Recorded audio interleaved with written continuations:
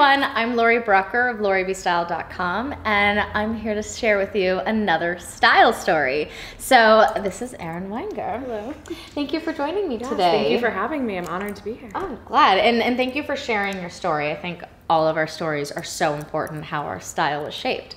So why don't you start off by telling me a little bit about, telling all of us a little bit about yourself, what you do, and then we'll get into your style. Yeah, well, I am a fashion journalist. I've been writing professionally about fashion and style for about 6 years now. That's awesome. And I started at the LA Times and then left there, started freelancing for style.com and Elle.com and The Hollywood Reporter, a bunch of places, and then launched my own website, Style Section LA.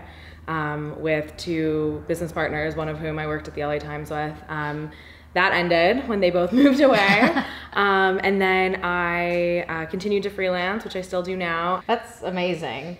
That sounds like overall, especially with writing for so many different avenues, a journey in itself to put yourself out there in so many different ways. It's been a road. It's been a process. But, so how has your wardrobe and your style been shaped as you've been working with all these different publications, and how you present yourself, and how has your wardrobe developed overall? Well, I think when I first moved out here, I'm from Chicago originally, and I think I looked like it when I got here. I remember I got here February 1st, 2007, and it was probably 60 degrees outside, and I changed in the airport into cutoffs and flip-flops because I was so happy just to be somewhere warm. Right. Now in February, I wear parkas and jeans, and I look like I actually belong here. Yeah, but I think my style definitely just overall has gotten a little bit, more laid back. I don't think it's as, I don't wear as much makeup as I did when I was in Chicago. I'm also, older than I was. I was 22 when I moved here. But I think, just professionally, when I got here, I didn't have a job, and I kind of had to figure out what to wear on interviews, what to wear, day to day at the LA Times, without looking. I wanted to always look professional and polished, but still casual, and kind of wear things that, made me feel good and made me feel like I could kind of conquer the world. And so I think I've kind of learned how to do that as I get older. And is there an individual piece that even off the top of your head, that every time you wear it just makes you feel like you can conquer the world? Because I think we all need a piece like that. I have a bunch of pieces like that. That's awesome. That's like a good wardrobe then. Well, I'm very, very into vintage. Me too. That's another thing, kind of a little side hobby that I did.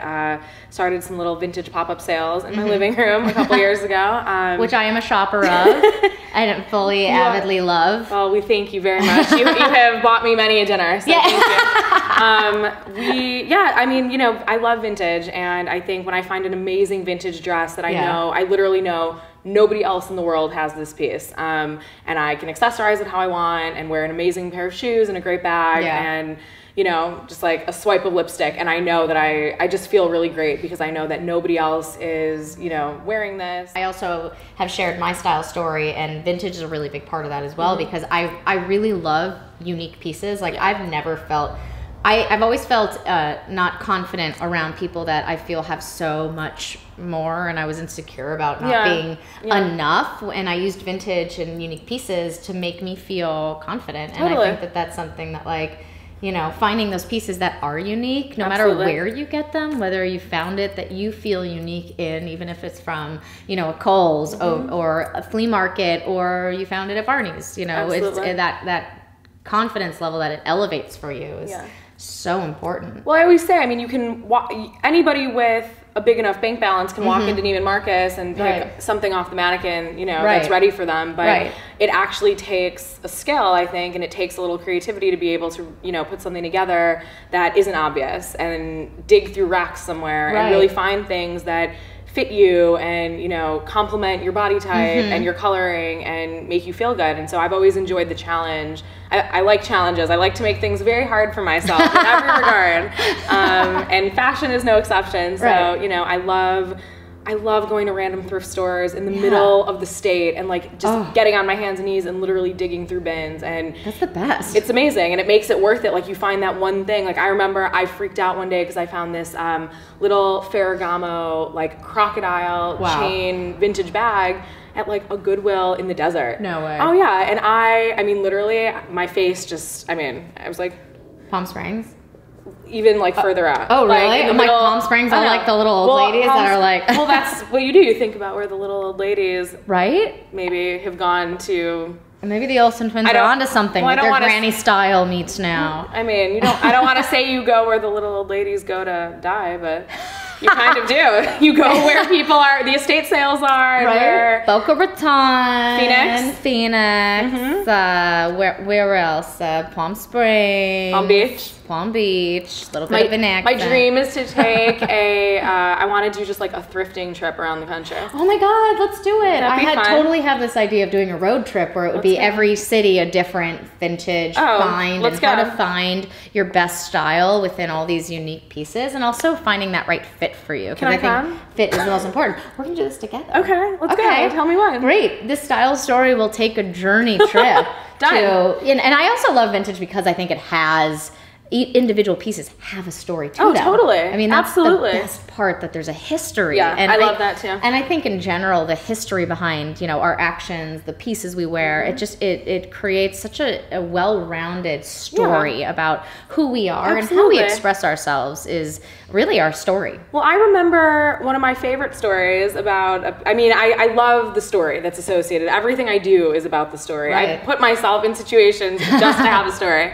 But I remember when I first moved here, there was a parking lot on the corner of La Brea and Olympic that was filled. It was this little, it was like a little hut next to a donut shop.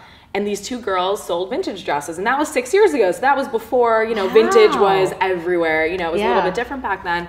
And they sold, every dress was $10. So I would go there. I had no money. I was an intern. I barely had money to get from my apartment to the vintage parking lot. Right. I couldn't put gas in the car, but I would buy handfuls of these dresses and I would go get them tailored, and I'd chop them and get them shortened. And one of them, I remember, this gorgeous, it was like this white jacquard fabric with kind of a tribal stripe going down. I chopped it in half and I wore it to my job interview at the LA Times, and they had asked me to write a test story about something going on, and I wrote about this parking lot, and I said in the story that I had found a dress there for the most important job interview of my life, and I got the job. Wow. So I will always remember that, and I still have the dress. That's amazing. And that is an amazing story. Thank you so much for sharing your story and your stories. I think that it's something that, it's great tips about, finding great vintage pieces, and if it's not right for your body, tailoring it. But, it can be vintage and you can feel confident in it as long as you make it you. Yes. And that's really the whole point of this whole series. So thank you so much. Yeah, thank you for having me. It's been so fun. Wonderful. So I'm Laurie Brucker of LaurieBstyle.com. You can find me everywhere at LaurieBstyle.com from every avenue of social media. Just type in LaurieB Style.